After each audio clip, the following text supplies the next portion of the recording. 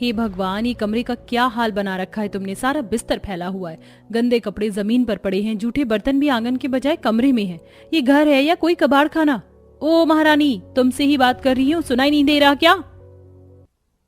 ये मेरा कमरा है, मैं चाहे इसे जैसे भी रखूं। तुम कौन होती हो मुझे बोलने वाली? और भूलो मत, सुबह का झाड़ू पोछा मैंने ही किया था। तुम्हारी तरह नहीं सब्जी लेने के बहाने 4 घंटे बाहर रहूं। एक तो इतनी गर्मी में मैं घर के बाहर सारे काम करती हूँ और उसमें भी तुम्हारे नखरे हैं। जल्दी से साफ करो, ये तुम्हारे साथ साथ मेरा भी कमरा है। अच्छा, तो तुम्हें ये पता चल गया? और जो कल रात के जूठे बर्तन यहाँ रखे हुए उसका क्या? भूल गई? बर्तन धोने का काम तुम्हारा है तो गंदे कपड़े धोने का काम तुम्हारा है। खुद से तो कुछ काम होता नहीं है, पर दूसरों को ज्ञान दे दो। अब क्या हो गया? क्यों चिल्ला रही हो तुम दोनों? बाहर तक आवाज आ रही है। और ये क्या, ये पूरा कमरा इस तरह फैला क्यों है? अगर आधे घंटे में ये सब साफ नहीं हुआ ना तो फिर तुम दोनों की खैर नहीं।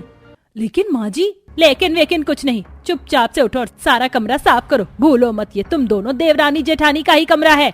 इन दोनों जेठानी का एक ही कमरा था। इस एक ही कमरे में उनका रहना, सोना, उठना, खाना बनाना सब होता था। यहाँ तक कि इनके सास ससुर भी इसी एक कमरे में रहते थे। इन्हीं कमरे में रहने की वजह से आए दिन दोनों देवरानी जेठानी की काफी बहस लड़ाई हुआ करती थी। ऐसे ही कुछ दिन गुजर जाते हैं। पूनम कोमल दोनों चूल्हे पर खाना बना रही होती हैं कि तभी उनके एक कमरे वाले ससुराल में देवरानी पूनम के मायके वाले आते हैं। पूनम, मेरी बिटिया, कैसी है तू? हाँ, आप सब लोग ऐसे यहाँ अचानक? अरे बेटा, काफी समय हो गया था तुझसे मिले हुए। यहीं पास में तेरी बुआ का घर था, उनसे मिलने के लिए आए थे तो सोचा तुझसे भी मिल ले। बहुत अच्छा किया आप लोगों ने, अब कुछ दिन यहाँ रह कर जाइएगा। अब दोनों देवरानी जेठानी मिलकर उन्हें पानी देती हैं कि तभी जेठानी कोमल के भी मायके वाले एकदम से बेटी के एक कमरे के ससुराल में आ जाते हैं। माँ, बाबा, विनीत, उमा, कैसे हैं आप सब? पिछले हफ्ते तो आप लोगों से बात हुई थी, आप लोगों ने बताया नहीं आप आने वाले। अब आए हैं तो 1-2 दिन रुक कर ही जाइएगा। बेटा, तू 1-2 दिन की बात कर रही है, हम तो 10-15 दिन रुक जाएंगे आराम से, तू फिक्र मत कर। दोनों देवरानी जेठानी के एक साथ मायके वालों के आने की वजह से उनका एक कमरे का घर पूरी तरह से भर जाता है। दोनों ही अपने मायके वालों के आने से काफी खुश थीं, लेकिन दोनों को ही मन परेशानी सताने लगी थी। मेरी देवरानी के भी मायके वाले आ गए हैं और मेरे भी। ऊपर से कितने सारे लोग हैं इस कमरे में, हम सब एक साथ कैसे रहेंगे? उठना बैठना तो ठीक है, लेकिन सोने के वक्त क्या होगा? जब से गर्मी का मौसम शुरू हुआ था तब से इस एक कमरे वाले घर में कितनी उमस रहती थी और अब तो पूरा घर ही लोगों से भर गया है। क्या होगा? दोनों देवरानी जेठानी एक साथ अपने अपने मायके वालों के लिए नाश्ते की तैयारी करने लगती हैं। अरे पूनम बेटा, तेरे ससुराल में कूलर नहीं है क्या? इतनी गर्मी लग रही है मुझे। तू तो जानती है कि मुझे हाई ब्लड प्रेशर की दिक्कत है और तुम्हारा ये पंखा भी ठीक से नहीं चल रहा है। इन्हें कहा था ठीक करवाने के लिए, अभी तक मैकेनिक वाले को लेकर ही नहीं आए। कोई बात नहीं, आप यहाँ बैठ जाओ, मैं आपको हाथ पंखे से हवा कर देती हूँ। एक तरफ जहाँ देवरानी अपनी माँ को हाथ पंखे से हवा कर रही थी तो वहीं दूसरी तरफ अब जेठानी को अपने देवरानी के मायके वालों के हिस्से का भी नाश्ता बनाना पड़ रहा था। इसका सही, अपनी माँ को हवा करने के बहाने से बैठ गई। अब मुझे ही इसके मायके वालों के लिए नाश्ता बनाना पड़ रहा है। काम चोरी करना तो कोई इस महारानी से सीखे। सभी लोग नाश्ता कर लेते हैं और ऐसे ही शाम हो जाती है। शाम को आते हुए दोनों भाई रोहित और रजत सभी के लिए गन्ने और मौसमी का जूस लेकर आते हैं। दोनों देवरानी जेठानी सारे जूस को गिलास में निकाल कर रख देती हैं और सब एक एक गिलास उठा लेते हैं। माँ, मुझे गन्ने का जूस नहीं पीना है, मुझे मौसमी का जूस पीना है। बेटा, मौसमी के जूस का आखिरी गिलास विनीत भैया ने उठा लिया। कोई बात नहीं, आप गन्ने का जूस पी लो, मैं कल आपके लिए मौसमी का जूस ले आऊंगी। तुम तो रात से बड़े हो ना, दे दो उसे अपना मौसमी का गिलास और गन्ने का पी लो।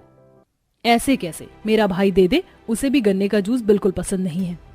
रात छोटा है, देख नहीं रही हो वो कितनी जिद कर रहा है। विनीत तो फिर भी उससे बड़ा है, क्या हुआ अगर वो एक दिन गन्ने का जूस पी लेगा? बस करो तुम दोनों, अपने घर वालों के सामने भी लड़ाई करने पर तुली हुई हो। राज बेटा, ये ले, तू मेरे मौसमी का ग्लास पी ले। कलावती अपनी दोनों बहू की लड़ाई बंद करवाती है। शाम होती है और दोनों ही खाना बनाने की तैयारी में लग जाती हैं। सबके खाना खाने के बाद दोनों देवरानी जेठानी मिलकर पूरे कमरे में अच्छे से बिस्तर लगा देती हैं। जहां घर के एक हिस्से में सारे मर्द हो रहे थे तो वहीं दूसरे हिस्से में सारी औरतें। एक कमरे में इतने सारे लोगों के सोने की वजह से कमरे में काफी ज्यादा उमस होने लग गई थी, तो वहीं छत का पंखा भी अपनी जिंदगी का आखिरी सांस ले रहा था।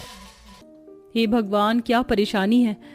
पहले ही क्या हम इस कमरे में गर्मी से कम परेशान हो रहे थे, जो अब ये उमस होने लग गई। इस कमरे में तो मेरा दम ही घुट रहा है, लगता है अब बाहर जाना पड़ेगा।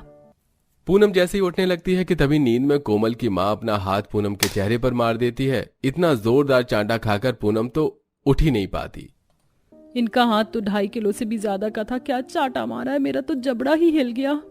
वहीं दूसरी तरफ पूनम की भाभी का बेटा राज नींद में बार बार बदबू छोड़ रहा था। ये कैसा पदौड़ा बच्चा लेकर आई है ये अपने साथ, बार बार एटम बम छोड़ रहा है। ऐसा एटम बम तो चीन वालों के पास नहीं होंगे। दोनों देवरानी जेठानी बड़ी मुश्किल से रात गुजारती हैं। सुबह होते ही सब उठ जाते हैं और नहा धोकर तैयार होने लगते हैं। तो वहीं दोनों देवरानी जेठानी सबके लिए नाश्ता बना रही होती हैं। चलो, मेरा तो नाश्ता बनकर तैयार हो गया। कहाँ उठकर जा रही हो, मेरी मदद करवाओ नाश्ता बनाने में। मैंने भी तुम्हारी मदद करवाई है, कोई एहसान नहीं किया है। कल रात को सारी पूड़ियाँ और खीर भी मैंने ही बनाई थी। सबके नाश्ता करने के बाद अब दोनों देवरानी जेठानी अपने अपने काम में लग जाती हैं। कोमल आंगन में बैठकर कपड़े धो रही होती है कि तभी पूनम की भाभी अनामिका वहां आती है। कोमल, ये मेरे और उनके कपड़े हैं, इन्हें भी धो देना। और हाँ, अच्छे से। वो क्या है ना, इन्हें गंदे कपड़े पहनना बिल्कुल भी पसंद नहीं है। लेकिन कपड़े गंदे करना जरूरी है क्या?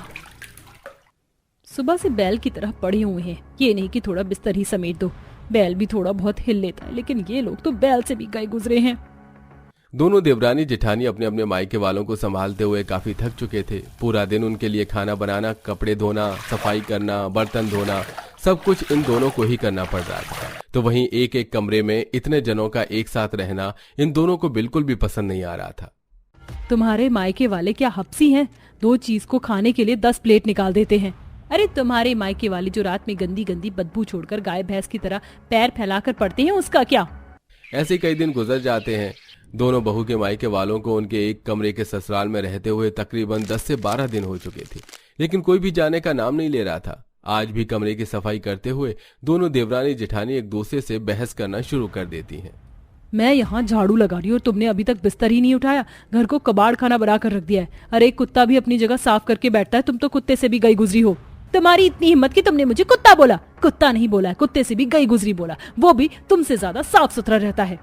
दोनों देवरानी जेठानी बहस करने लगती हैं और कोमल अपने हाथ में पड़ी हुई झाड़ू उठाकर पूनम की तरफ फेंक कर मारती है। निशाना इतना खराब था कि वो झाड़ू पूनम को लगने की बजाय उसके भाई संतोष को जाकर लगती है। तुम्हारी इतनी हिम्मत कि तुमने मेरे भाई को झाड़ू मारी, अभी बताती हूँ मैं तुमको। पास में ही कंघी पड़ी हुई थी। पूनम उस कंघी को कोमल को मारने की जगह उसके भाई विनोद को मार देती है। मेरे भाई को कंघी फेंक कर मारी, अभी बताती हूँ मैं तुम्हें। दोनों देवरानी जेठानी आसपास जो भी छोटा मोटा सामान पड़ा था उसे उठा उठाकर एक दूसरे पर फेंकने लगती हैं, लेकिन बेचारे मायके वालों की बदकिस्मती, वो सारा सामान उन्हें ही लगने लगता है। लगता है आज ये दोनों हमारी तेरवी करके ही मानेंगी। ये दोनों, अरे निकलो यहाँ से, वरना यहाँ तो 2 पैर पर आए थे और जाना 4 पैरों पर पड़ेगा। उन दोनों देवरानी जेठानी को इस तरह लड़ता देख उन दोनों के मायके के वाले जल्दी से अपना सामान पैक करते हैं और 9-2-11 हो जाते हैं। वहीं ये सब देख कलावती उन दोनों पर काफी चिल्लाती है। अरे बस भी करो, तुम दोनों एक दूसरे से लड़ने के चक्कर में अपने ही मायके वालों को भगा दिया। क्या सोच रहे होंगे वो हमारे बारे में? माँ जी, आप कह तो ऐसे रही हैं जैसे हमने उन्हें 5 स्टार होटल से भगा दिया होगा। इस एक कमरे में रहकर उन्हें भी कुछ बहुत ज्यादा खुशी नहीं हो रही होगी। अब बस बहुत हुआ, अब हम भी एक कमरे में और गुजारा नहीं कर सकते। या तो आप हमारे लिए अलग कमरा बनवाएं, या तो हम भी चले अपने मायके। प्राइवेसी नाम की भी कोई चीज होती है या नहीं? जो भी कोई आए इस एक ही कमरे में रहो, लेकिन अब हम और बर्दाश्त नहीं कर सकते। आप कमरा बनवा रहे हैं या हम अपने मायके चले जाएं? अरे शांत हो जाओ, इतना क्यों ज्वालामुखी की तरह फट रही हो? कमरा ही बनवाना है ना, बस 1 महीने का वक्त दे दो, बनवा दूंगा कमरा। दोनों भाई और सुनील ज्यादा काम करके और लोगों से थोड़ा बहुत पैसा लेकर 1 महीने के अंदर ही उस एक कमरे वाले घर पर एक और कमरा बनवा देते हैं। तो वहीं बगल में एक छोटा कमरा भी बनवा देते हैं। और अब जहां जेठानी नीचे रहती तो वहीं देवरानी ऊपर, और बगल वाले छोटे कमरे में दोनों सास ससुर। देखा कोमल, क्या दिमाग लगाया हमने। मायके वालों को भी भगा दिया और कमरा भी बन गया, और जो एक कमरे की झंझट थी वो भी खत्म हो गई हमेशा के लिए। ये सब कुछ दोनों देवरानी जेठानी ने मिलकर नाटक किया था, और दोनों देवरानी जेठानी बिना लड़ाई झगड़े के एक साथ अपने कमरे में हंसी खुशी रहती हैं। हे भगवान, ये क्या हो गया? ये थोड़े से बर्तनों को धोने में तो मेरे मिट्टी की रसोई में पूरा पानी फैल गया। चूल्हे के पास भी पानी चला गया। कितना कीचड़ कीचड़ हो गया। मैं इस कीचड़ में बैठकर खाना कैसे बनाऊंगी? वहीं दूसरी तरफ खाट पर लेटी अदिति की माँ अदिति को आवाज देते हुए, अदिति बिटिया, अभी तक रसोई का काम खत्म नहीं हुआ क्या? अगर 2 रोटी बन गई हैं तो अपनी माँ को दे दे, फिर कुम्हारी करने भी जाना है। जी माँ, अभी लेकर आई, बस 5 मिनट रुकिए। अब अदिति उस कीचड़ में बैठकर अपना चूल्हा जोड़ती है। लकड़ियां गीली हो गई हैं, जिस वजह से लकड़ियां ठीक तरीके से जल नहीं पा रही हैं और कितना काला धुआं निकल रहा है इस मिट्टी के चूल्हे में से। कुछ देर बाद अदिति अपनी माँ को आवाज देकर खाने के लिए बुलाती है। आइए माँ, रोटी बन गई है, खा लीजिए।